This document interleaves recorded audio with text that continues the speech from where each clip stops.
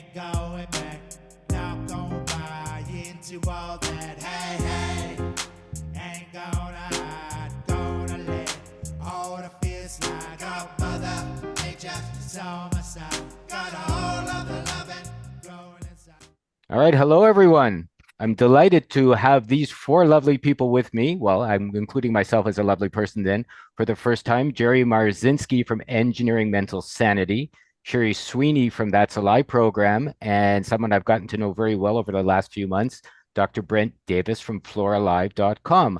I had a feeling, since everyone's worked with mind monsters, dark entities, getting those demons out in various ways, that this would be an interesting chat for healing through invasive dark entities and energies, get those demons out. Jerry, maybe you can give us a bit of background on some of the work you've done related to those crazy voices we know are real. Well, my background has been in so-called mental health for probably 45 years now. I started off at the biggest psychiatric hospital on the planet, spent 7 years there, then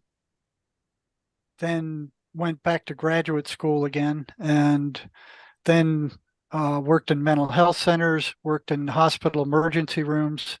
I spent probably 18 years working at a large psychology department at large state prison, where I started experimenting with the voices that schizophrenics were hearing. So I started that back at the state hospital and found that they were running patterns. And one of the first patterns I recognized was that they were consistently negative. They didn't sway from that. So the psychiatric mafia is insisting that they are hallucinations. Hallucinations are all over the place. I mean, they're positive, negative, neutral. They're just all over the place. The voices were consistently negative. They seldom, if ever, swerved from that. It's like, so my first question was, what held them on such a negative path? Why weren't they random? I mean, if they're supposed to be hallucinations, how come they're not all over the place? They're not. They're consistent. They're consistently negative. The second pattern I saw was that they were anti-religious. What would a hallucination care about religion? What would it care about the Bible? The voices couldn't stand people reading the Bible. They couldn't stand them repeating the 23rd Psalm. They couldn't stand going to church. So why would a hallucination be anti-religious? Okay, so here's some things that they hammered into our heads in graduate school that didn't make any sense. Okay, and more things started following that didn't make any sense. Among them is their insistence that schizophrenia was caused by a biochemical imbalance of the brain. Right. So I believed that when I went to work at the state hospital. I mean, everybody believed that who came out of the system brainwashed. But after a while, I started noticing that these psychiatrists didn't give any pretest to determine what chemicals in the brain were out of balance or by how much, ever. All they did was like a dartboard. It was start with this drug, and if that doesn't work, we'll try another, and then they just go around and round and round until they found one that worked supposedly the best, with horrible side effects. I mean, these drugs are toxic. The prisoner, nobody wanted to take them. So it's like, what's the deal? I mean, if they're treating a chemical imbalance of the brain, they need to have some kind of pretest to see what's out of balance and by how much. Nothing like that ever existed. Turned out they didn't even know what the chemical balance of the brain should be in the first place. They had no idea.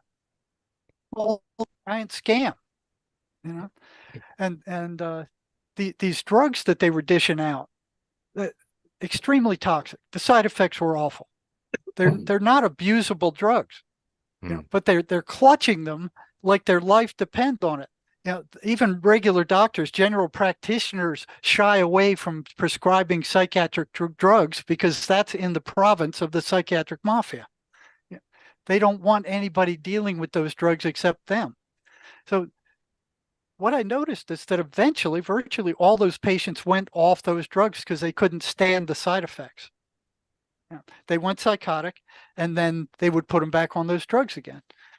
Back in the 70s when I was working at the state hospital, that's all they had. There was nothing else. Regular counseling just bounced off the backs of schizophrenics like, BBs off the butt of a rhino. You're wasting your breath. Yeah, I want to interject something here just because you're making some points that are really important. And that's something from my practice, which has been very eclectic. I'm trained ostensibly as a chiropractor, a holistic chiropractor, and applied kinesiologist, but I have a 2-year postgraduate training in homeopathy, classical homeopathy. I have a lot of background in naturopathic medicine and so on. So I have a very diverse background. And one of the things that's important when we see a new patient is to understand in this, in the vast spectrum of potential things that could be causing whatever the complaint is, trying to position where that complaint is coming from. And so in the areas of mental health, it can be an enormous range of people who are, and it's hard to try to get the right thing, very low vibrational beings, dense beings that have possibly never had much exposure to the light resources of evolution. You call them dark beings, or you could call them young souls. There's many ways of talking about it. And then there's people all the way up to these highly evolved beings that are coming in that have had lifetimes of higher vibrational energy. And those are in the opposite poles. And on the lower ones, you can have, drug users, sex offenders, really people heavily involved in physical negative pursuits. And on the other hand, you can have people that are, meditating and have gone to all the retreats in the world and remember these, so-called remember past lives or transgenerational experiences where they've been in this very lofty sphere. So you've got these huge, and depending on what you're going to do to try and take these people out of what you're calling, and it's a very good observation, these things, why are they consistently being fed by negative streams? If they should be all over the place if they're just simply hallucinations. That's a really, I think, a very important point.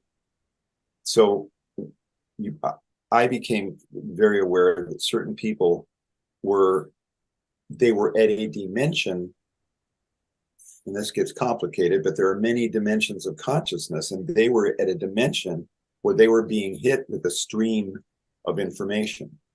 If you were able to change that dimension, they wouldn't get that stream of dark information anymore. So it's quite probable, depending on how far down the rabbit hole we want to go, that broadcast technologies are very strongly in place, whether it's through the HARP array or cell towers or whatever. I think it's very likely that coded information is being sent out 24 hours a day to hit any receptive, weak mind that doesn't have a spiritual protective barrier.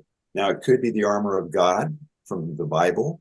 It could be whatever the spiritual framework is that enables people to resist that. But if they don't have that, I think I'm aware, for example, I'll just be driving along and I'll be aware that I got hit by a very, very disruptive, dark energy. I'll feel it. Yeah. And then I'll pay conscious attention to that and go, okay, not here. Thanks. The gig's up. I see what's going on. But I'm aware of that. An awful lot of people are not. Yeah. And there's where we can talk later. I'll try to explain. I'm sorry to interject there, but I thought that's important to put out there on the table this huge array of the kinds of things that people can have that are suffering from darkness or mental instability can be coming from an awful lot of areas. Yeah. Well, yeah, and it also could be physical.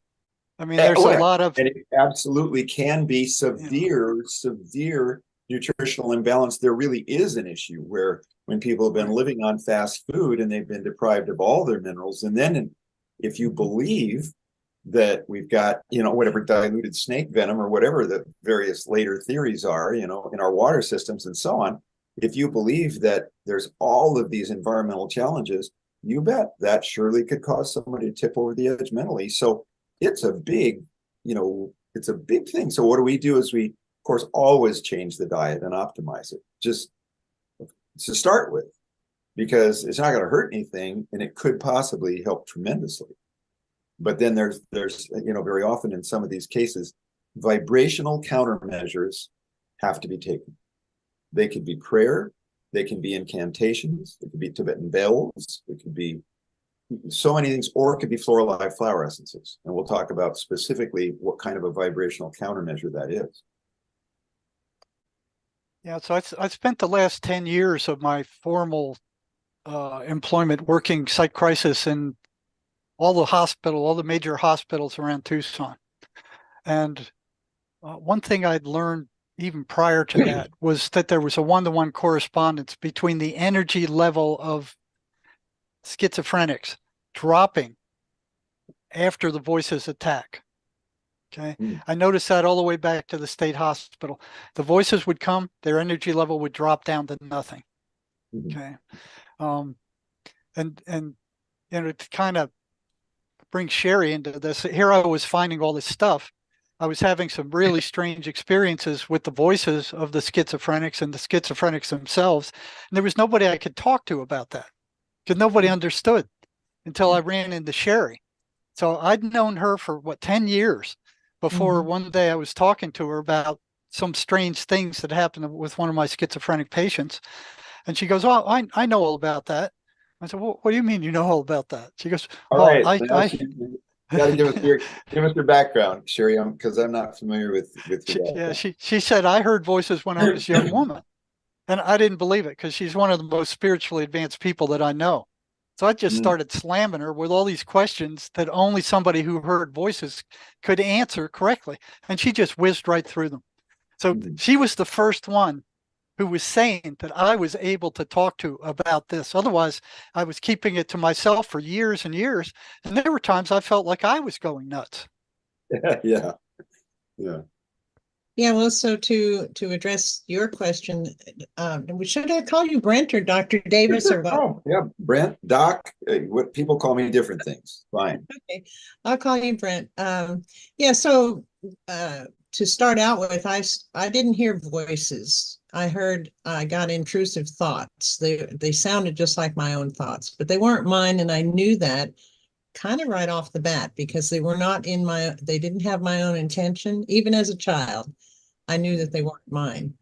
So, and the reason that they came in, I think, my hypothesis is that I had a horrible childhood. I was beaten and tortured and, thrown in prison. And I mean, when I was 6.5 years old, I was in solitary confinement for 2 weeks, so that kind of stuff. And that, I know that from the age of 0 to 7 or 6 or 7 or something like that, you're at this vulnerable state where everything that happens in your surrounding you take in as life. That you just take that in as that's the way life is. This isn't pretty, but this is just the way it is. So you accept it, and it goes into your system and into your consciousness or in your subconsciousness, and it makes an imprint. So you grow up with that imprint of this is the way life is until you bump into something new and you're like, oh, this is really different. I mean, the first time I ran into some really nice people, I was afraid of them. I was definitely afraid of them because it was so different. Because I'd only been surrounded by really terrible people. So anyway, so the intrusive thoughts were coming in all the time. And I didn't know what to do with them. I didn't know how to get rid of them or anything like that. But by the time I grew up and went to school, studied engineering, got a job in an engineering field or engineering company. And, before that, I was trying to search. I read all kinds of books about the brain, which was very interesting, but it didn't answer my questions. And so finally I decided to go to some self-help books. And and so I was in this one library, and this is how universe works. I wanted so much to figure out what this was, and I wanted to either confirm that I was going crazy or that there was something else going on. And that was my technical mind working. It's like, it's either this or this. I don't know what it is, but I knew that I didn't want them anymore. I never wanted them. But anyway, so I was in this library looking around. This was when we couldn't get books online. I don't even think we had internet then. In fact, I know we didn't have internet then. So I was in this library looking around, and all of a sudden this book fell on the floor and landed on my foot. So I picked it up to put it away, and it had an interesting title. It was Your Erroneous Zones. I'll never forget this. And it was by a guy named Wayne Dyer. Yeah, Wayne, yep. That was Yeah, that was okay, the book so that made him famous. Built an yeah, empire off that book. yeah. So that book, I thought, okay, that's an interesting title. So I opened up the page, and you know how that works. You get to this page, and it tells you exactly what you want to know, right? And so I took it to the coffee shop there. They used to have a coffee shop in the bookstore where you could browse through the books and decide if you wanted to buy it or not. You have a cup of coffee while you're doing it. So I did that, and I started flipping through it, and I thought, okay, I'm going to buy this book and take it home. So I took the book home, and I sat down and read it, and I got to this one sentence that just changed my life. It just absolutely changed my life. And it said, I don't remember the exact words, but it said something like, the only person who can make you happy or sad or angry is you. You have complete control of your mind. And I closed the book and I said, I have control of my mind. I have a choice. That was what it was saying. You have a choice. And up until that moment, I didn't know I had any choice. I really didn't know. I know that sounds weird, but I didn't know I had a choice of anything. I thought that this was just the way life was. And, this is just the way it was. So I found out I have a choice, and I thought about that, and I had already gone through a whole bunch of stuff. And I was house sitting this friend of mine who was traveling the world. So I had her house to take care of her house and her dog for about 3 months. So it was in a really quiet setting. So I had all kinds of time when I wasn't working to sit and think about stuff. So I started thinking, and all of a sudden, this tsunami of memory came back of things I had forgotten about in my child. I just wiped it out. I set it into another compartment so that I wouldn't have to dwell on it. I didn't really remember all the childhood stuff until this particular phenomenon happened.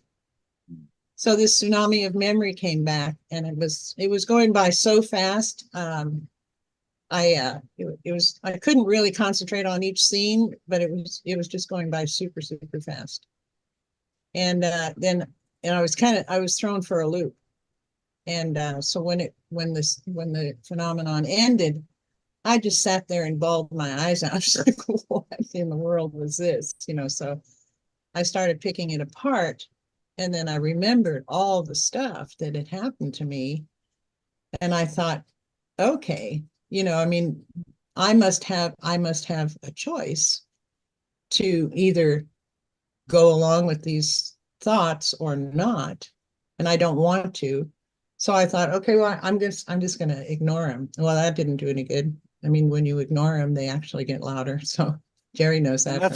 And that's what psychiatrists are telling psychotic patients. Just ignore them. They're hallucinations. Yeah. And I found out from talking to them afterward that exactly what Sherry said is true. You can't ignore them. They got louder. Now, what Sherry found that was so I was already aware of it. She took it and she formalized it and put it into a paper, and she found that those intrusive thoughts were telling her negative, malicious lies. Okay, and that's the same thing that the psychotic voices do to schizophrenics. They tell them malicious lies. So what Sherry found is that, well, I saw also, I mean, Sherry saw it too, is that probably 95 to 98% of what these voices tell people are malicious lies. They're just lies. What they want to do is they want to get them upset. They want to lower their frequency. And then we found that once they lower their frequency, their energy level drops to nothing. Well, And it was consistent. They're being sucked. Yeah, they're vampires. But again, going That's deeper, right. and this could be a long conversation. Maybe we'll speak about it again, because this is a really huge conversation to see these, whatever the lower vibrational energy is behind these suggestions or intrusive thoughts. Where are they coming from? And that is a complicated question, because I think they're coming from many, many levels. Well, Manuel Swedenborg answered that 300 years ago. You know, he said they either come from heaven or hell. Well, that's simple. That's the simple. But what I'm saying is, you've got whatever hell is, that's very subjective according to what people's beliefs, spiritual or religious beliefs are. Those maybe that don't believe in anything, they're agnostic. So that brings up another one that Sherry came up with. Every negative thought about yourself or anybody else comes from the dark side. And I found that to be true too. Now, what's so important about what she found is that if you don't believe what these things are saying, if you throw in their face, well, that's a lie, then they can't get their hooks in you. And it's one of the single most powerful programs that I've seen come out. The Christian phrase, I rebuke that, you know, that you don't accept it. And that's a call. Right. But again, remember, you can just say, well, it's demonic, it's from the devil or not, if that fits your religious beliefs. But getting out of any particular religious standpoint, just as a scientist looking at this, what is causing the injection of the negative beliefs? And so I can give some detail to that. It's very complicated. If you leave it simple, you can just say it's the devil. Okay, and maybe that satisfies enough. Or negative entities. Or negative, yeah, but that's a big difference. Negative entities, or it can be, I call them the controllers. Yeah. I call them the beings that are benefiting by sucking life energy off of the planet. In my book, I wrote a book called The Floral Hand of God. And I had a lot of downloading transmissions that were given me while I was writing that book. And one of the things that came to me among many possibilities, there's the book, thank you. And then that is a website called thefloralhandofgod.com. And I really recommend people, I never marketed or promoted the book, and I think it really should be much more widely known. There's a lot of information in it. But when I was writing that, I saw, or was in touch with getting a lot of information. And one of them is that the reason that, and I'm, by the way, as I'm looking at people speaking online, there's an awful lot of people. I was looking at a fellow, I like his stuff. His name is David Dubine. And he refers to this is not the area of his major discussions, but he refers to this all the time as to, you know, what are the extraplanetary influences going on here? And we've got a planet that is a jewel among many galaxies and star systems. Earth is a very, very special planet with respect to the diversity of life forms and valuable minerals. And so if you're sitting out there with a very advanced technology that could be like, you know, like the Star Trek-y Borg, the Borg Collective, which does not have a soul and it has no moral compass. It does not have that. It's just simply not part of the operating system. You're talking about the reptilians. Well, it could be, you could throw it into that category. What they did in Star Trek is they called them the Borg, but they weren't reptilians. They weren't reptilians. They were another a cybernetic artificial intelligence superstructure that simply said, you know, they annihilated planets. They simply consumed all life forms and all life.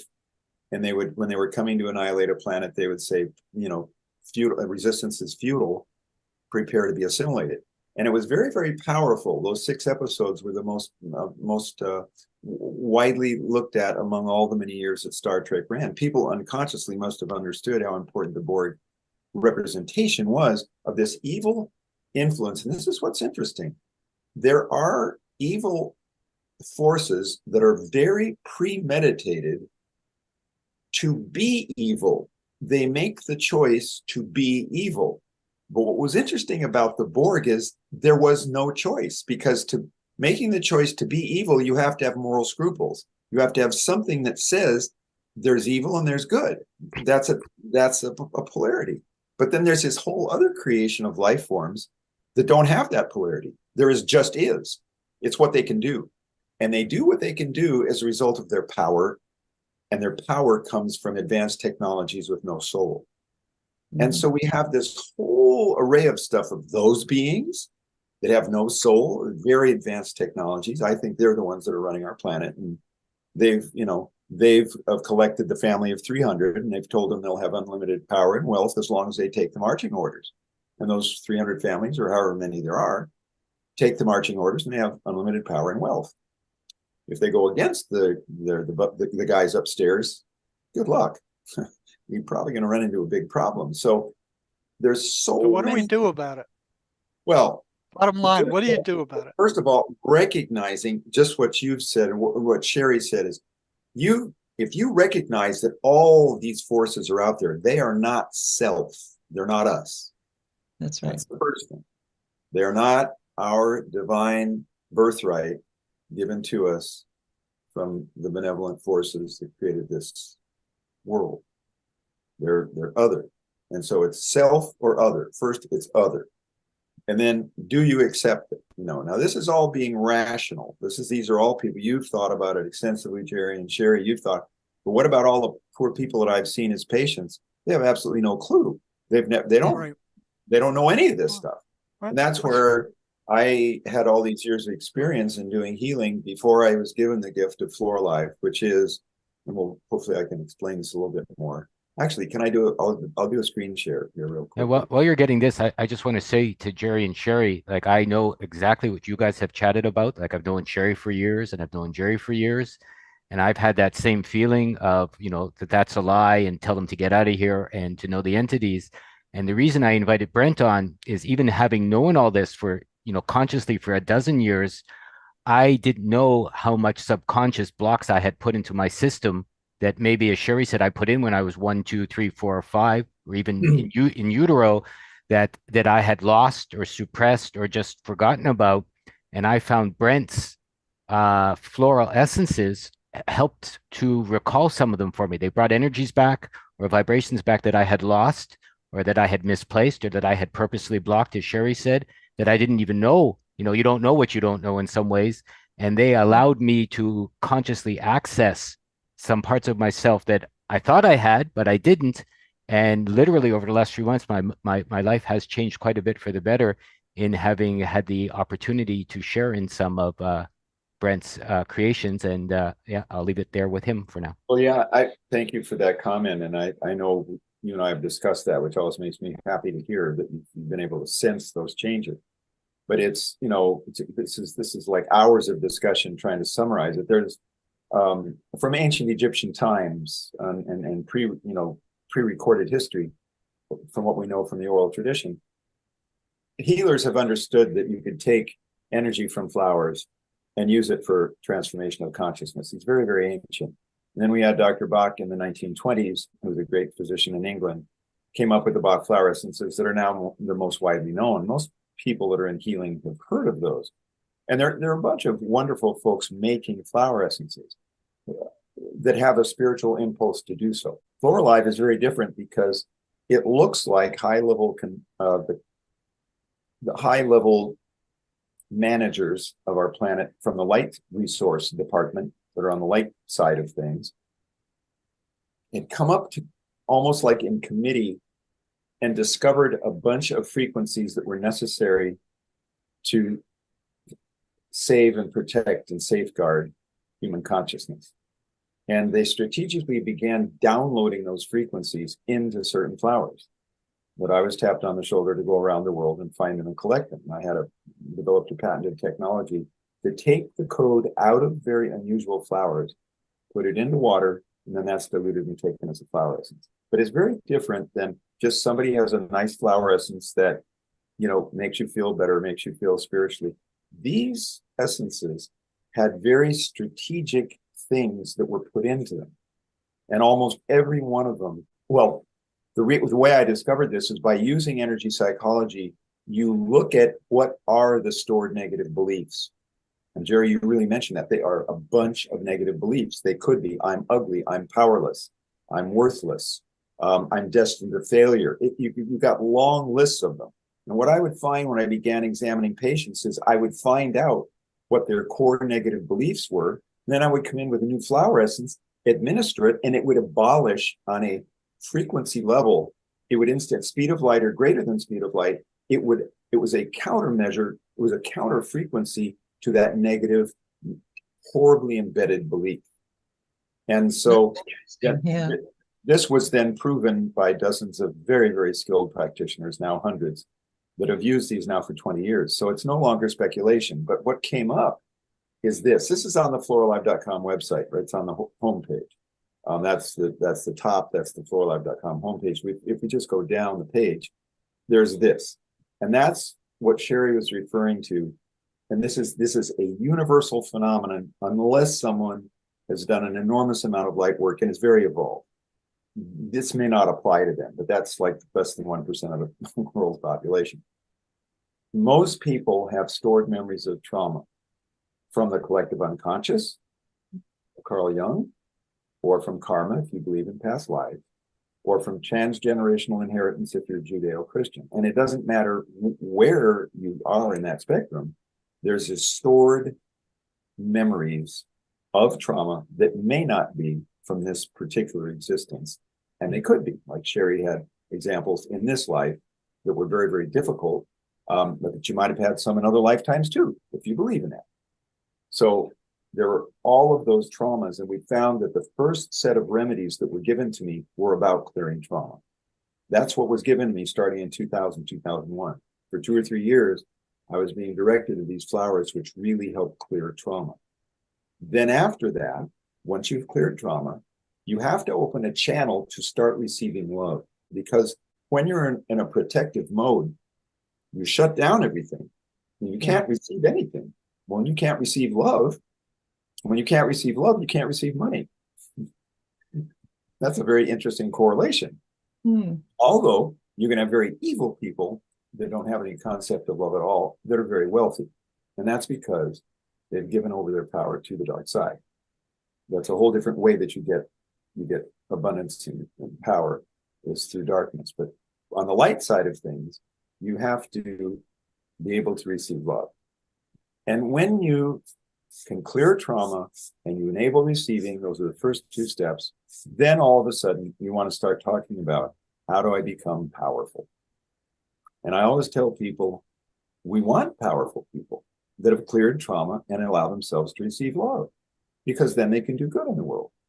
If you have powerful people that haven't done that, then they become wealthy monsters. And we have way too many of those. Powerful, wealthy monsters that are distorting and disturbing the planet. So the long story is, these wonderful essences, of which there are many, are probably 60 or 70 flowers. Most of them have these unbelievable frequencies that are a reverse, that are a countermeasure to the embedded message that is hitting everyone. And those that are mentally unstable, the schizophrenics or those that go to psychotic, it goes all the way into that. Now, here's what I've noticed, and if people are listening to this, and I think this is very important to share this. When you get people that are in institutions and they're that disturbed and they're that out of balance, my observations are that sometimes physical intervention from a very powerful light healer, someone who's had a historical background in intervening and physically coming in, you could say almost like somebody that was an exorcist, but not going from the Catholic exorcism, just someone that personally had taken that commitment to confront that evil and dispel it. That may be necessary in some of these schizophrenic or psychotic cases. But in that, Well, and that would, fortunately, I mean, that's an awful lot of what you deal with, but Jerry. see, But I'm just yeah, saying, but see, that would not be allowed in the institutions. I no, guarantee you, they wouldn't allow I- somebody doing that into a yeah, psych hospital. They wouldn't allow them into a mental health center. They wouldn't allow them into a prison. And sure, so sure. Well, here's this actually, vast body of people that's not going to work for. Matter of fact, I all right. watched one nurse allowed a patient exorcism to go on. I mean, here in one of the in one of the psych hospitals. I mean, here these patients got together and they were going to do an exorcism on this one disturbed patient. And she goes, "Oh, well, let them do it."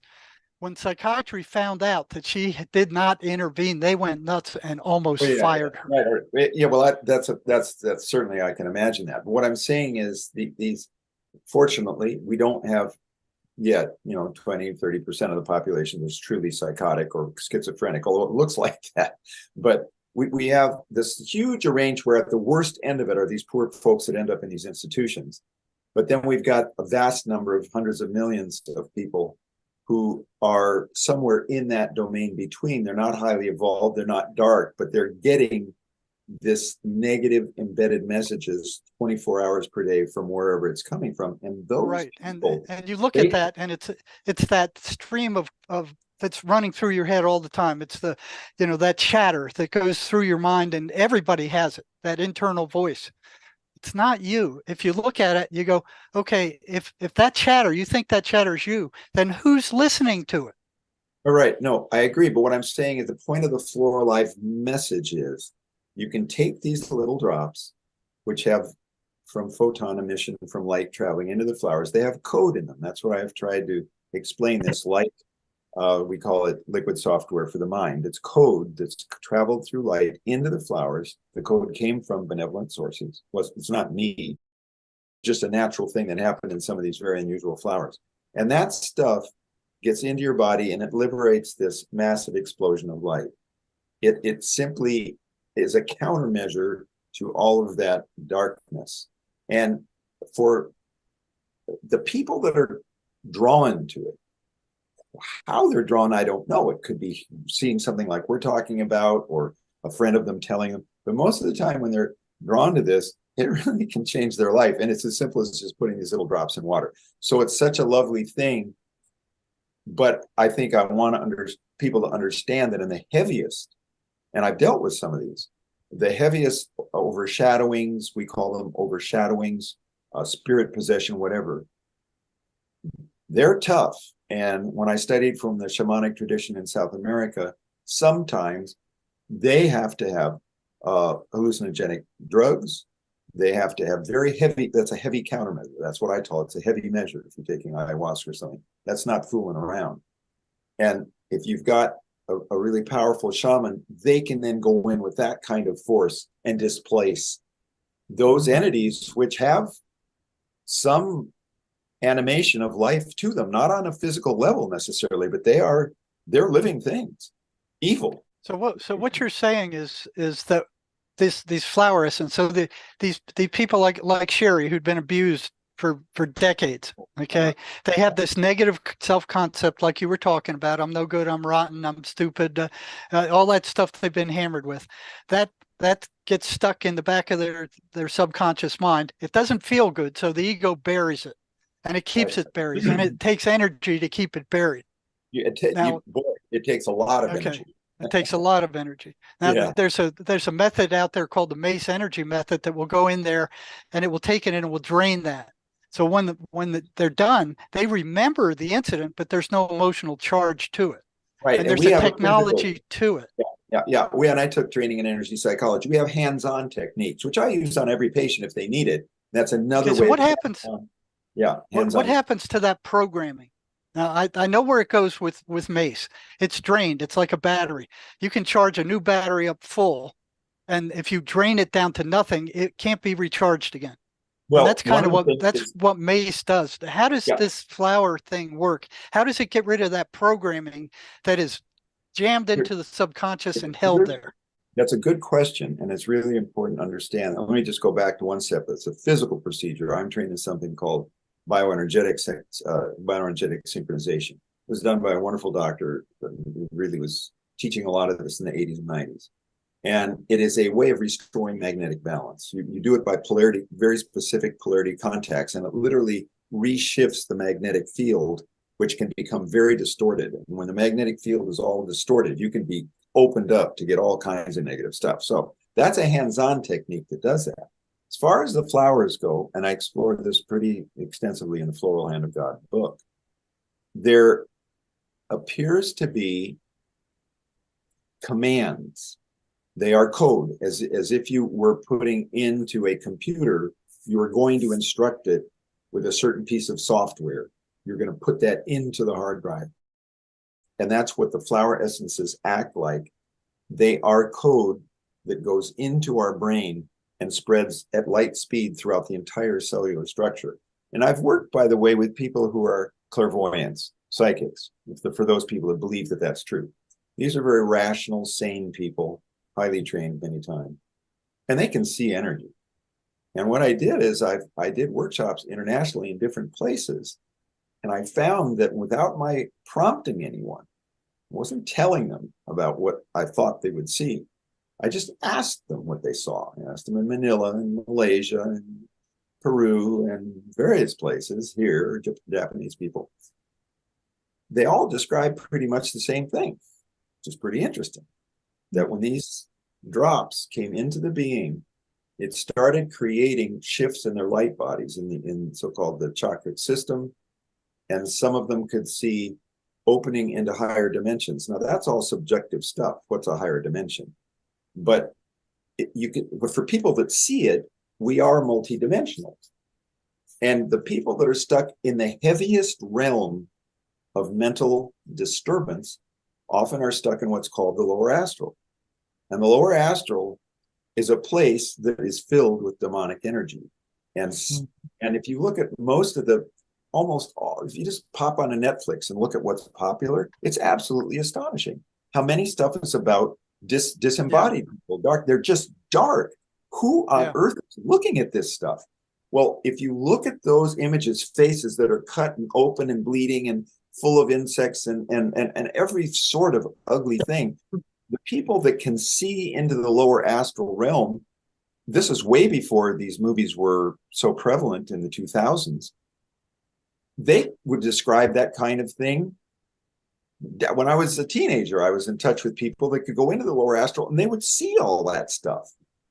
They could see it. They'd say, well, that's where that dimension is. Geez, don't drop into there when you go in the sleep state. You want to make sure that you go through that. Don't drop into that, because if you drop into that, you're going to be surrounded by all this darkness.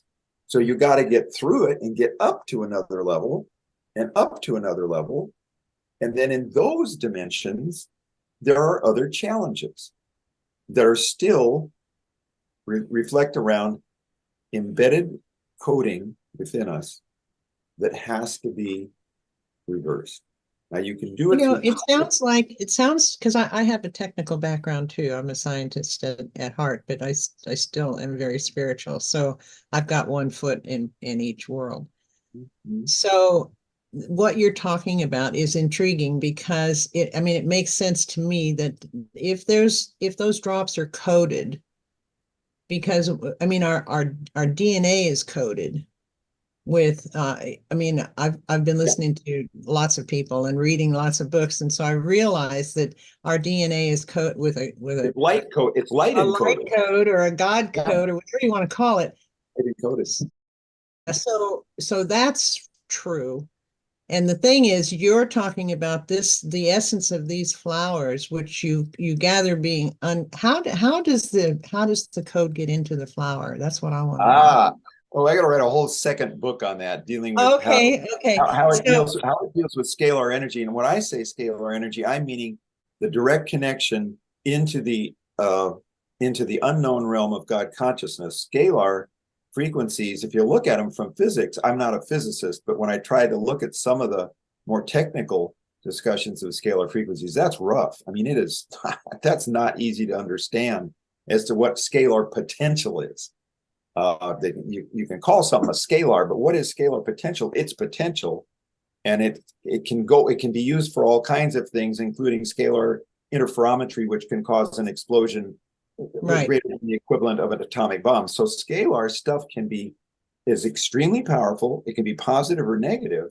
And as far as I can tell, the frequencies that are in the flower petals that have been put there, and that's who puts it there. It's intention. It's divine intention puts it in that flower. That stuff is linked through scalar, which are extremely, they're greater than light speed potential. They interconnect with everything in the universe, and they go up. I believe they draw us into a stored body of whatever you want to call it, God consciousness. So they do the exact opposite of what's being thrust on us to take us into the darkness. Okay, so the reason I'm addressing this is because Jerry asked the question, what happens to the programming? Because I know how we get programmed. Our brains are designed so that's that a they question can. I have too. It's a frequency. So you take a waveform here and a counter wave, and you just simply it drops it to neutral. It just simply takes it out. So as a computer programmer, may I speak for a minute? I mean, I'm thinking that, okay, so I'm thinking about the computer programming, and I don't have up-to-date computer programming, but I did do a lot of computer programming in my engineering program. And so what I'm seeing is, I know, because I knew my mind was programmed, and that was how I got my hypothesis was that if I were to use a different program and use it consistently, then the old program would end up atrophying. And I needed to figure out a way how to do that, because in the midst of an attack, you can't be thinking about, codes and all this. That doesn't work. It's too complicated. So this was before I knew anything about your flower essence or anything like that. So what I finally came up with was, okay, so let me just write this program. That's a lie. That's it. That's a lie. I can remember that. That's simple enough. I can remember that. So I started that. And that has worked for a lot of people, even a couple of schizophrenics of Jerry's patients it's worked on. So and I get emails all the time of people asking me, okay, so how do I do this? Is there some kind of protocol? And I'm like, there's really no protocol, because everybody's different. And but the main message is, whatever you hear, if it's negative, that's a lie. And if it is true, it's got some sort of lie-ish twist to it. It's got some the end of it will be a lie. You can count on that. So people have used that, and they've come back and said, oh, Sherry, this works beautifully. So I don't know why I don't charge for it, but I don't, because it's like that came from God, I think. I mean, it just, why should I charge for it anyway? So I've helped a lot of people over the years. I don't have a practice or anything like that. It's just when people hear about it and they write to me and say, how do I do this? And here's what's going on. Or I'll answer somebody on our Hearing Voices list or in a Facebook message or something like that. There was a guy who wrote to me recently, and he said, I have an idea. I'm like, okay, let's hear it. So he said, I know how to beat these guys, the ones that are trying to destroy the world. And so he said, why don't we take them all in, and then we battle them we use their energy to battle them. And I'm like, well, see, that won't work, because whatever negative stuff you put out, you'll get back. So I had to do this here's a little explanation of how this works, how the spiritual world works. You get what you put out. If you hurt somebody, eventually it'll come back to you in some way. It's an energy thing. It's all frequency and so on. And so he's like, okay, that makes sense. So now he's not going to do what he thought he was going to do. And thank goodness for that. Yeah, that will not work. For him, because it won't work. It'll just backfire on him. So the programming, though, part, I'm seeing that if this flower essence is coded, I can see where that would have an effect on the program, because it would insert codes to the program, wouldn't it? I mean, it would be like, if it does that, it could reprogram the thought process. Right. And so what we found is that classical homeopathy says that when you administer a homeopathic remedy, a diluted substance that's highly energetic, it imparts, when it hits the energy field, it's like a waveform going through, rippling through the various dimensions of our being. That's a homeopathic remedy. The flower essences, the Flor Alive flower essences are not homeopathic, but they're exceedingly highly diluted. And they're very powerful from that standpoint, but in a different way. So when you hit the body and it sends a ripple through it, if you put a homeopathic remedy in again, you superimpose the amplitude of the wave and it grows. And it's an additive effect. So when we started working on this, I saw that if people didn't respond, we had them dose more frequently. And what that did is it increased the amplitude until it became so big that it created an effect. And if they used too much of it, it would catapult them into change too quickly and they had to come back down again. They had to titrate the amount of the number of times they took these drops, and that's how powerful they are. So we learned that from experience. What Okay, so happens to the how years dare of negative you- programming these people had? I mean, you're talking about years of negative programming that these Or if you people. want to go into it, you could say lifetimes if you were in that bent. Yeah. If you took that direction, you could say lifetimes, Right. not only years, but lifetimes. So Yeah. So what the way happens I to that? the way I answer to that is,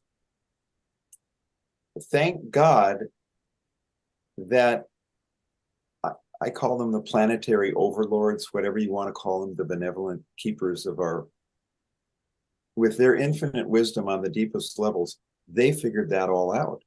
I can't tell you where they go to, but the point is they're gone and they become, I got a lot of communication as to energetically how some of the flowers, there's one flower called Freedom Flower, and I take pictures, and the website floralive.com has a lot of pretty pictures of the flowers, and I'll show you a couple in a moment, just to get people to be able to sense. Some people can sense by looking at the flowers how beautiful they are.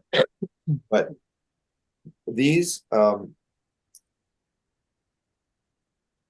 the form of the flower and where it's growing, many of these come from sacred centers all over the world, and almost all with very low population density. I'm out in places where there aren't very many people at all, most of the time in very wild locations.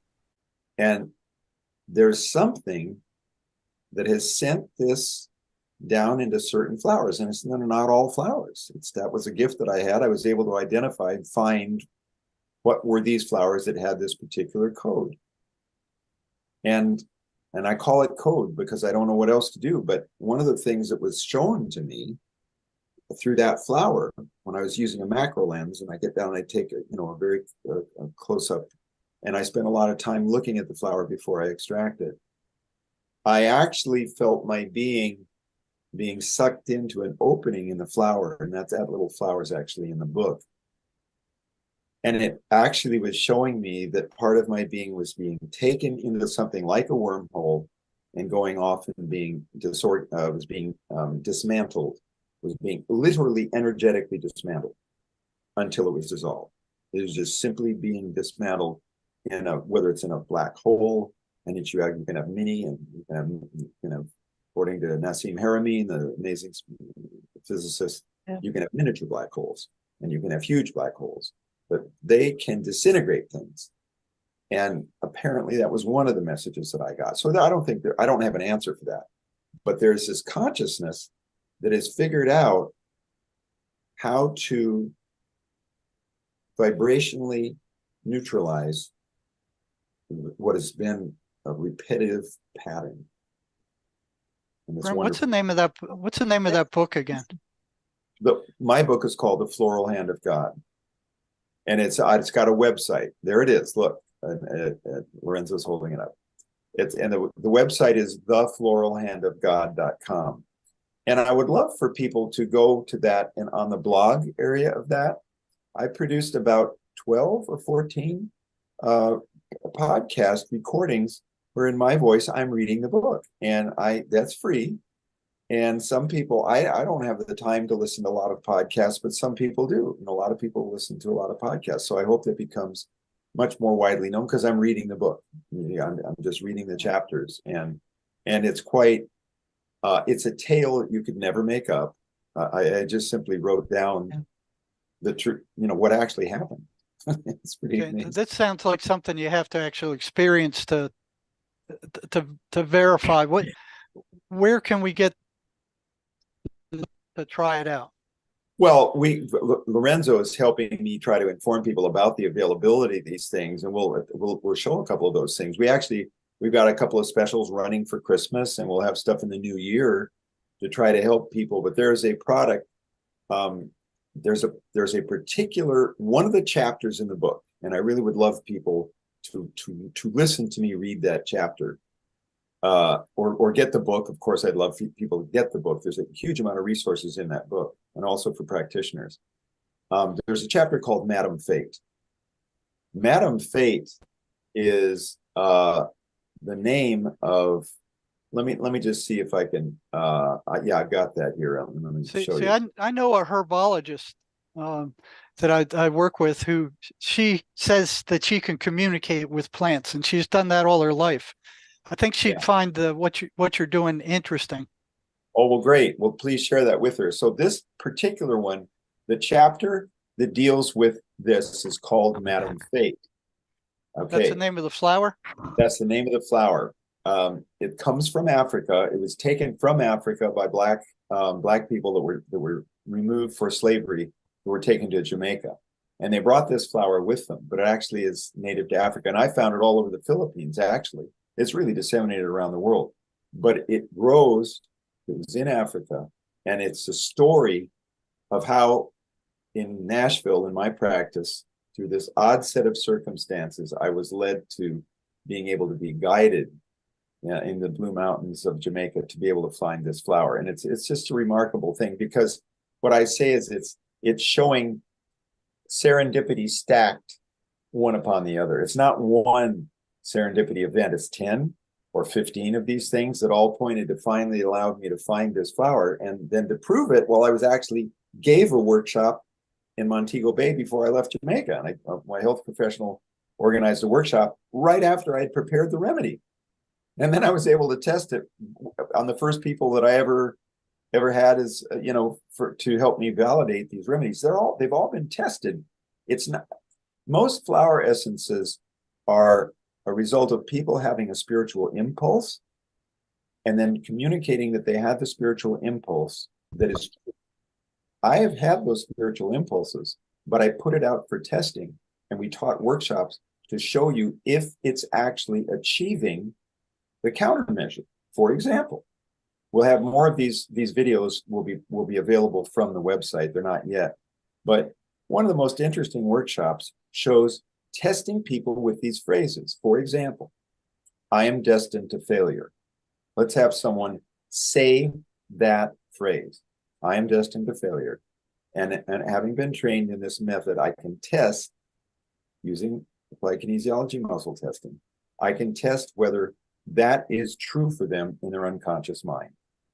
It'll tell me it's true or it's not true. So we have them say, I am destined. And the language in energy psychology is extremely important because it tends to be permanent and irreversible. And when you have things that are put into your brain that are permanent or irreversible, you're trapped. So that's why when we construct these phrases, we use words like destiny. Because destiny is really hard to reverse, right? So I am destined to failure.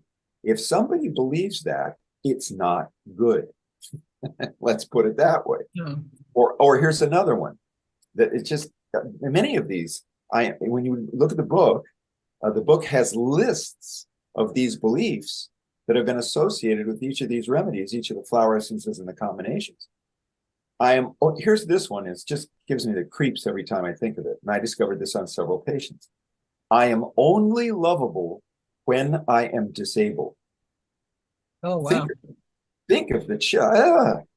And it's put into the being as a truth. Therefore, they are trapped.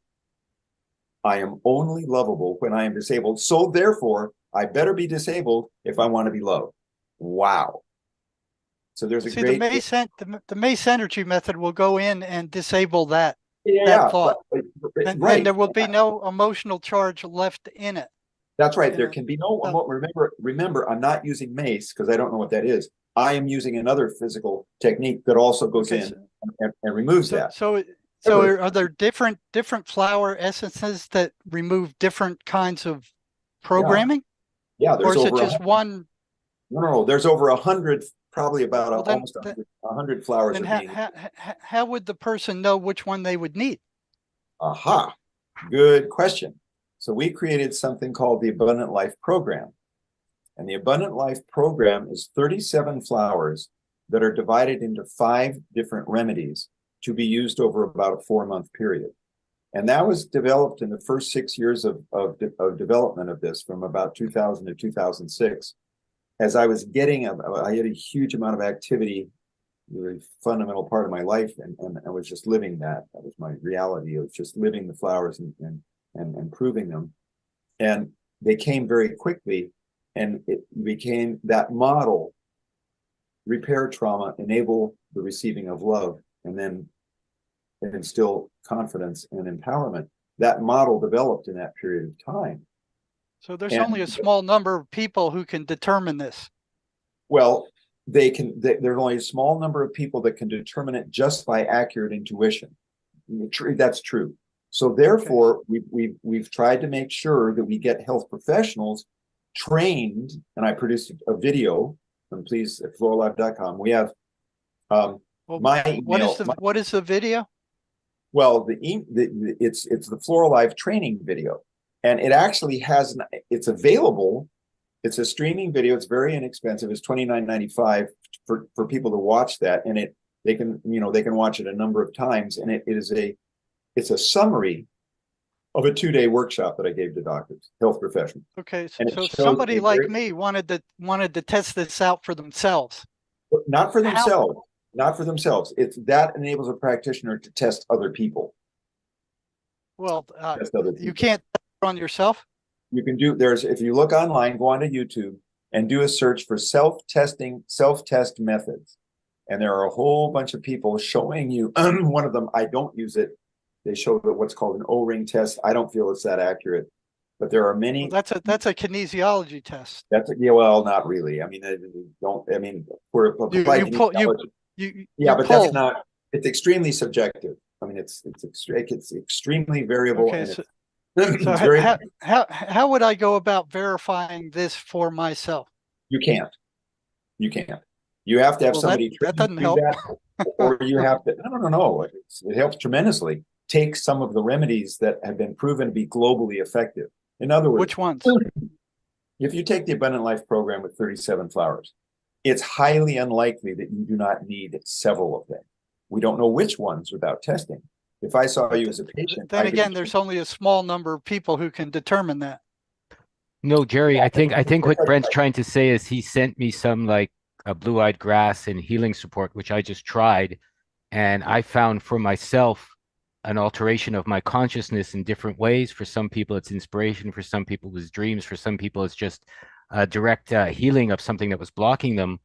And so I used my own experiences in life to find that, like I said, I was like you, I was very skeptical before Brent sent me these essences. I go, how's that going to help? But then after taking them, like Brent did a reading on me, which is very interesting, on my flow of abundance. I'll share that here. And I didn't realize I had a block in realizing doing good work and making money can't come at the same time. Right? Because I figured, if you got to do work, you got to be poor. I mean, that's an old new age concept. And yeah, but that's an embedded belief, Lorenzo, that's been set on the planet to stop light work. Right. And yeah, so that's not true. I know, but I'm saying Brent did a specialty formulation for me that I've been taking for about a month now. And I've noticed a huge change in that belief pattern that I had. Well, see, Jerry, it's important to, I don't know. I consider it, I'm always in a state of awe, and I will be the rest of my existence in this life anyway. It's what I call a divine dispensation. There's so much evil out there, but there's something behind this whole thing that put this down as a divine dispensation. It is just absolutely, it's so simple, it's crazy. Like, how could something be that simple and it won't hurt anything? So we tell people. What I've always been after is to help the most people as possible. That's it. Well, I think we have that. It'll never work universally. You can't make anything to work universally. But if you use, let me just give you this information. This is what I've told Lorenzo this before. We have 5 products that are the Abundant Life program. You can't go wrong. Yeah, you can't go wrong by trying that, because out of those 37 remedies, 2 or 3 of which are totally about reversing the horrible common stuff.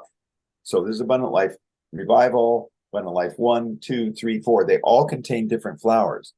Revival is about getting rid of, look at this. This was a belief.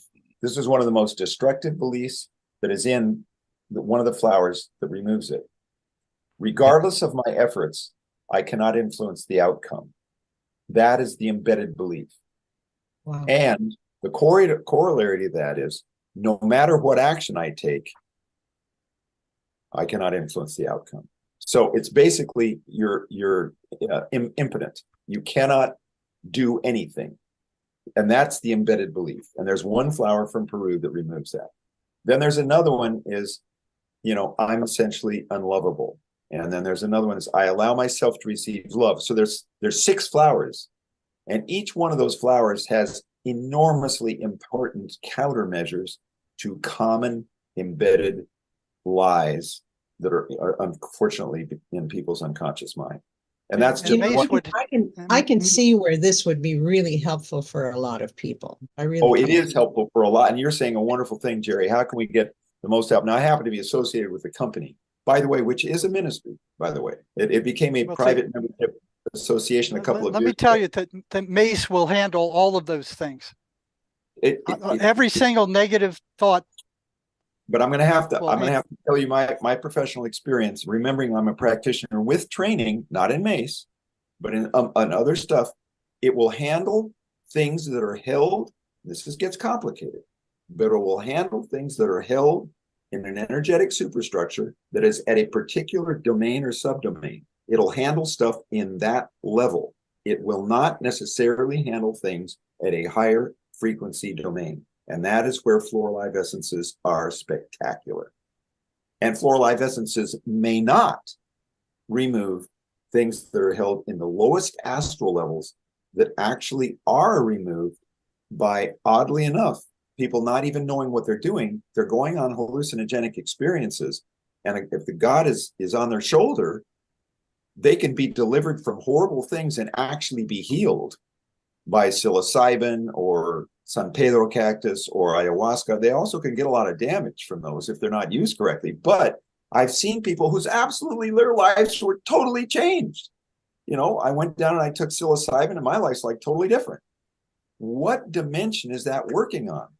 It is working on the lower frequency dimensions, and sometimes you have to clear those levels. I just, I was one of those odd kids in the 60s and 70s. I just never did drugs, and I just wasn't operating on that level. My disturbances have come from higher levels, and I've had to clear a whole bunch of stuff on those levels. And you look what's happening on the planet. I mean, the low levels that we're being hit at. I mean, you turn on the television, and you're being stuff. From the time you turn that TV on till the time you turn it off, drug commercials, big pharma, you're going to die. Yeah. Everybody's, so, read the chapter. Read the has chapter. To work at that level. Jerry, let me make something easy. Because I love you, man, for the work you've done. That's a hard area to work in. When you work around people that are schizophrenic, God help you, man. That is tough stuff to be around people and try to hold the light around them. It's very hard. So anyway, that's a true life story. Doggone it. Every darn thing is exactly what happened. And that's been repeated now dozens and dozens of times in my life as I've been guided around the planet. And the only way this could have ever happened was through higher guidance. And that's why I called the book The Floral Hand of God. It's God's hand has worked through flowers to give these things, which are so necessary. You know, I'm pretty intuitive, and so I'm feeling that what you're saying is coming from the heart. I mean, I'm not feeling any kind of Duplicity. no, I'm not feeling any duplicity at all. I'm just not feeling any skepticism because I'm understanding what you're saying, and I hope other people who are listening can understand what you're saying as well, because I mean, I understand the energy part of it. I'm studying the energy part of it, and in fact, I'm healing my own body with energy medicine. I'm so happy you're picking this up, Sherry. I had a good feeling that this would be of loving benefit for all of us. Yeah, So I'm yeah. delighted to see that you're getting those feelings. All right, so let me show you this. I put this on my screen. Let me share. So I want you to look at that flower.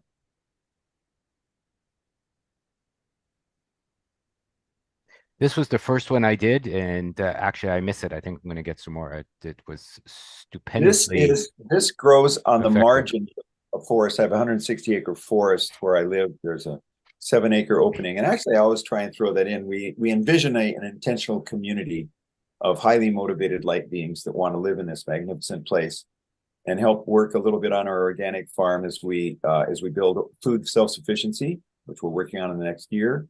And also people can work a little bit in the company and get some pay for that. They have to be extremely highly capable and pretty amazing people for them ever to be welcomed here, but we're looking for that. We're putting that out. That's my intention. I hope that we find these miraculous beings on this planet that go, you know what, we really need to be in this place, because it's an enchanted forest. And on the edge of that forest was this flower. It's a member of the iris family, and it's about 3/4 of an inch in diameter. And Dr. William Tiller is now in his very many older years, his late 80s, is one of the renowned physicists. Yeah, I'm familiar with his work. You know his work, and he's respected. He was my science advisor in my book. And I wanted him to comment from his vast experience in energy healing and as a physicist at Stanford, material science physicist. I told him my intuitive impression. I said that flowers have to be receiving dishes. They have to be antennas, and they're picking up code. And I went on, and I spent a couple of minutes with this man. I went to his home, and we spent a weekend in Scottsdale, Arizona, going over this. And he was so kind, with really preeminent person, but very humble. And he just looked at me and he said, "No, that's right." He said, Yeah. "That's right. Let me explain to you the physics of it." And he wrote a chapter in my book on the physics of Yagi antennas and how a flower is very clearly, obviously, an antenna. So That makes total sense. Yeah. you don't have to look very far to figure out the receiving dish and that orange part. I mean, that's No, you don't. yeah, you don't have to. I mean, that one is brilliant. They're not all that way, but I mean, flowers. No, but a lot of them are. I mean, even the flowers in my garden and Right. just the flowers that I see around, but the flowers in my garden in particular. Right. Because they're I study them and I look at them. I wish I had taken pictures of them, but I have a friend who does that. She takes lots of pictures of the flowers in her garden. Yeah, so this heals. This is about healing emotional abuse and trauma. Now, heavens, if you didn't, I can check you remotely. And yeah, you need this. This flower will help you. Yeah. It's part of the thing called revival. And revival is part of the 5 flowers. I mean, okay, so I did this work for 15 years and gave up an extremely potentially lucrative practice and only saw patients part-time because I was traveling all over the world all the time. It's very hard to maintain a practice that way. I had a wonderful practice, but it was at a great cost. And I'm so happy I did it. But I paid my dues for about those 15 years. Now I'm going to go back and do more. I'm being told that I must go back soon to get the next stages of flowers that have to do with sovereignty and claiming our sovereignty. And they have to do with the development of parallel societies, which we're going to have. So that's what the next step of flowers will be. But these are so much about repairing and enabling the receiving of love. And then So Brent, get, how do you extract the essence without killing the flower? that was why I got international patents on them. It's a very ingenious thing. My book describes how that happened. And I was given a vision that shows, oh, come on, it's just crazy. Like, how could anybody ever think of that? Well, I didn't think of it. I was given a vision how to do this, and I made an apparatus. And since the patents, I've changed it dramatically, but it was just a way that enabled you to surround the living flower with water. And that's what I did. And that makes it, Dr. Tiller pointed out, that because the flower is not cut, it is connected to the earth, which is the power source needed to drive an antenna. And he told me, he said, Brent, don't forget that to drive an antenna, you have to have a power source. Well, I never thought of that. But he said, when you cut a flower, you've lost the power source. Now, Yeah, sure. there's residual frequency that's still in the flower. But when you extract it while it's grounded and living in the earth, the flower, the magnitude of the flower energy is so vastly increased. So, yeah, it's been an extraordinary thing, and I'd love to see hundreds of thousands of people helped by this. And we can actually, because they're concentrates. They'll go to a lot of people. The stuff that I've made can get out to a lot of people. And it's so simple, and it won't harm anything. There's nothing in it physically. It's only vibrational, but it surely can be measured. The book has a very interesting part of it. No one else in the world of flower essences has subjected these things to certain kinds of scrutiny, such as Fritz Albert Popp, who's a very highly recognized biophotonic physicist in Germany. And I sent this to his laboratory in 2005. And he compared it to the remedy that Dr. Bach made, which is the world fleeting flower essence. And we saw significant differences. It produced greater coherence than that. But he measured it, and that's Dr. Popp. And then I've got another scientist that's even doing some more interesting work that I had him subject this to testing, very carefully controlled testing in his laboratory in Switzerland. And that's published. It's in the book, and it's pretty. I'm trained in science, and when you see these effects that it produces, honestly, it's hard to believe. And in the early years, I wanted this to get to everyone, and after I'd had the patents, were very expensive to get patents. I was sure that it was going to become this, behemoth, huge, wonderful, powerful influence on the planet. And then that didn't kind of happen. But so I went and consulted with the leading internet marketing guy in the world at the time. Somebody that liked me, knew him, and set it up because it was $10,000 for a 4-hour consultation. When you went in person to see him, it was $10,000. That was in the early 2000s, and people paid it gladly because he was a genius. He also understood holistic medicine. Very interesting. So I went to this guy. I had my flower essences. I did an assessment on him and his wife. I showed him how it worked. And he understood it. And he said, Brent, I said, so what? I said, how am I going to bring this to the world? Now, not having spent $10,000, I still knew what the value of this meeting was. And this is a sharp guy. And he said, well, I'll tell you what. No one's going to believe it. So stop trying to convince them. He said, don't do that, because they're not going to believe it. It's not believable, Brent. He kept saying that. I recorded our session. It's about 45 minutes for him delivering his assessment. And I still have that recording. No one's going to believe it. Well, I still published the science because I think it's interesting. And he said, science is irrelevant. If you want to sell this stuff, do one thing: collect testimonials.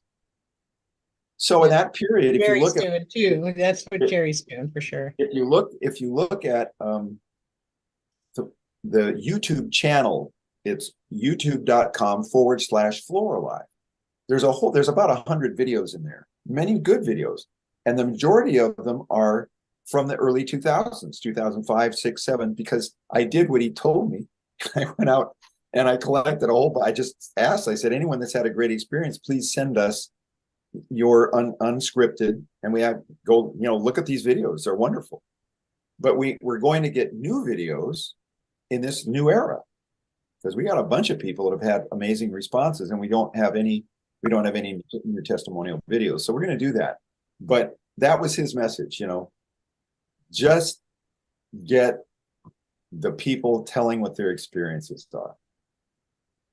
So please, become, some people are very active in social media, and we do have an affiliate program. And so I want to make sure we have a little link up there that says affiliates. If people want to send out an email, and they go on to do it for Christmas or New Year's, let's say New Year's, we're a little late for Christmas, and they want to do that, and they notify us. They say, we're going to say, we got a mailing list of 5,000 people, and we're going to let people know about this. They can make some money. And why shouldn't they? I had to wait for this work to be done. And it's not done. It's the first installment is done, but it's enough to make a great difference for a lot of people. And it's harmless and it's simple. Conceptually, on a physics level, is not simple at all. It's very complex. It's dealing with scalar physics. They want to viscerally connect with the truth of someone recounting their experience. This stuff absolutely saved my life. It took me out of a feeling of despair. When I was 14, my strange mom and family, we were into looking at comparative religion and everything else when I was a kid, in my early teens. And by the time I was 19, I was off looking at anthroposophic medicine and, this, that, and the other, and born, raised as an Episcopalian. And I was looking at everything, but I was seeing the clear handprint that evil would be upon us. And I saw that starting when I was at 19. So it's very hard not to be discouraged. I didn't know that it would take that long, from, let's say, age 20 to age 70. I didn't know that it would take 50 years. At the time I was 19 and 20, I thought the evil would be upon us much quicker.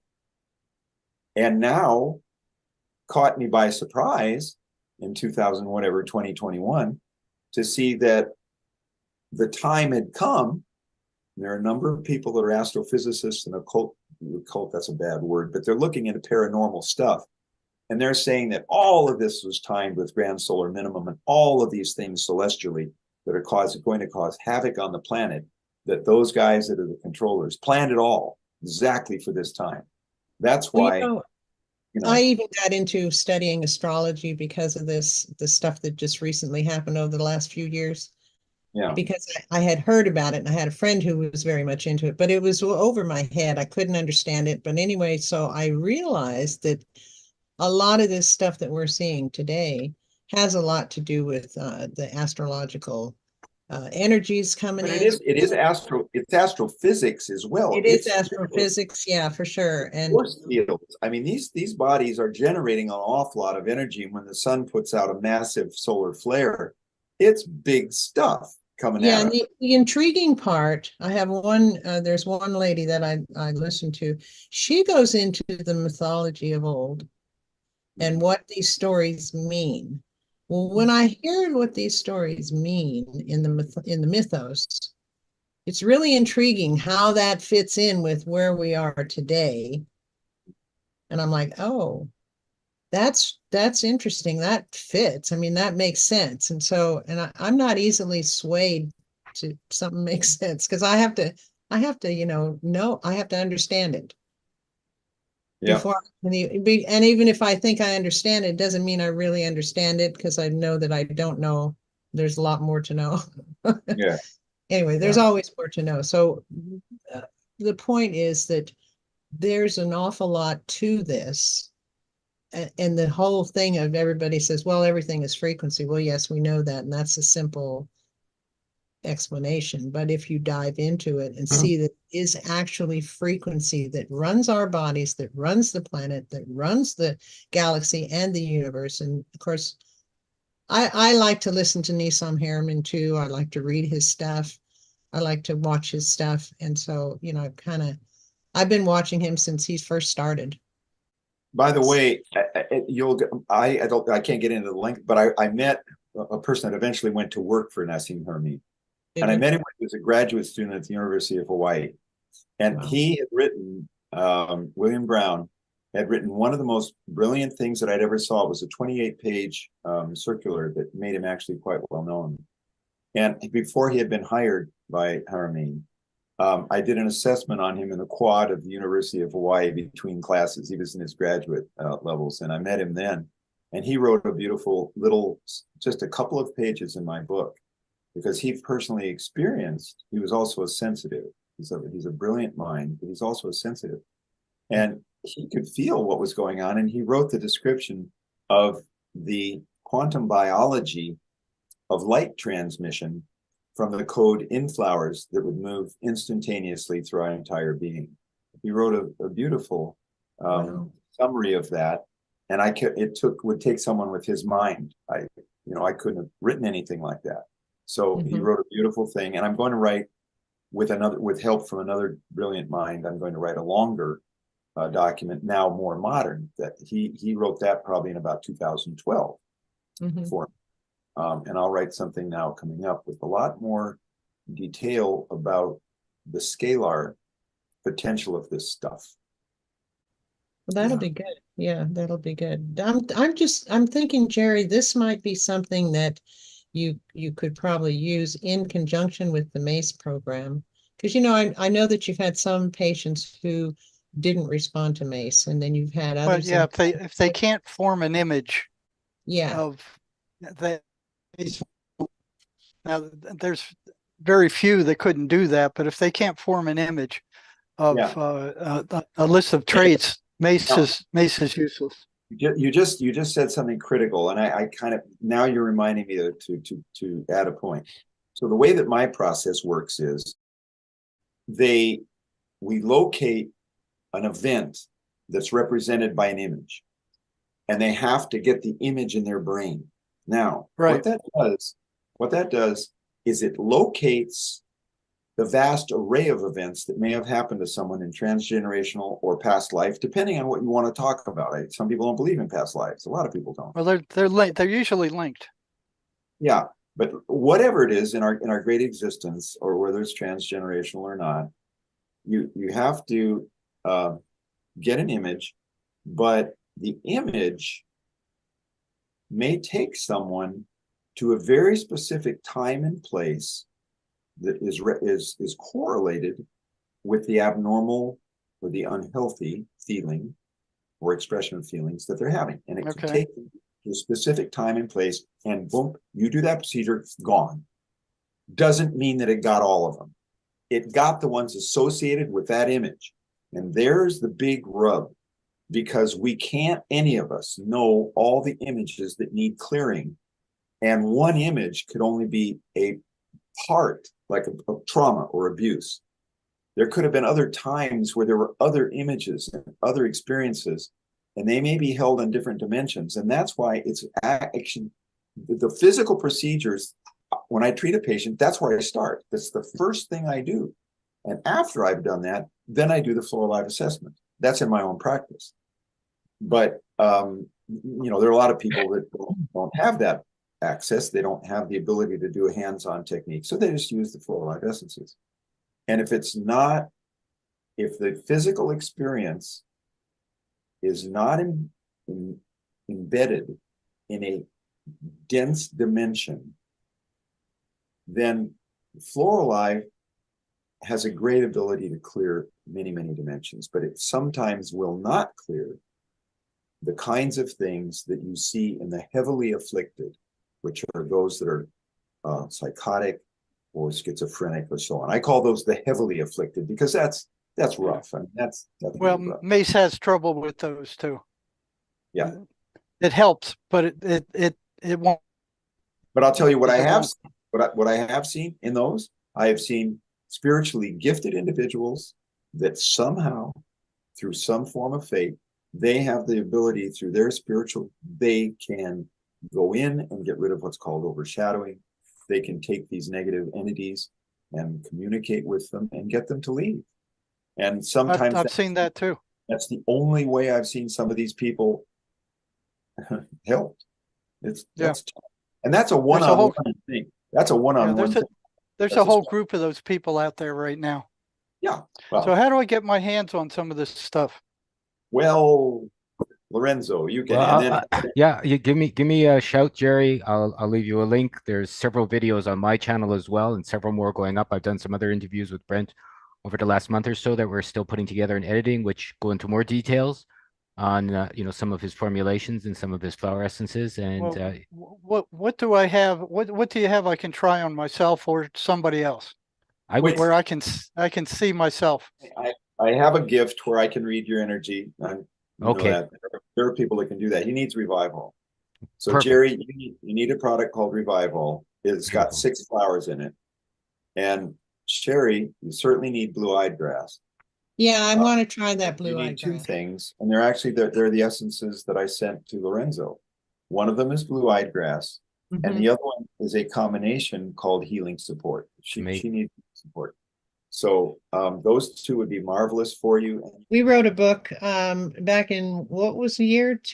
2009? 2000? No. I know it took 2 years to write it. I know we've been working on it for a long time. It took 2 years to get it written and That's published. interesting. My book took 2 years as well. Yeah. So here's our book. I don't know if you can read it or not, but it's an amazing journey into the psychotic mind, breaking the spell of the ivory tower. So that's people like the book, and it's selling pretty well, isn't it, Jerry? I think it's selling. Yeah, it's doing pretty well. Yeah, it's doing pretty well. So we're not on the bestseller list or anything like that, but it's doing okay. So, but people like the book. I mean, we've gotten some pretty good reviews on Amazon. Anybody that has any questions or suggestions or intelligent responses or anything they wish to know, please leave a comment below, and I can pass it along to the respective people. And by all means, I visited Brent's community. It was a wonderful time. I spent 10 lovely days there. His community links will also be in and on his website if anybody wants to share and go join him and help create something that seems to me is going to be a lovely endeavor into the future. By all means. And I can't express enough how grateful I am, Jerry and Sherry and Dr. Davis, for joining us here today. It's been one of the best conversations I've ever had the privilege of hosting. Well, thank you. Yeah, I had a good time. Thank you very much. All right. Thank you all. And I'll see you all again very, very soon. All right. Take care. Can't make me lie to my heart. No one tells me where I should start. Freedom.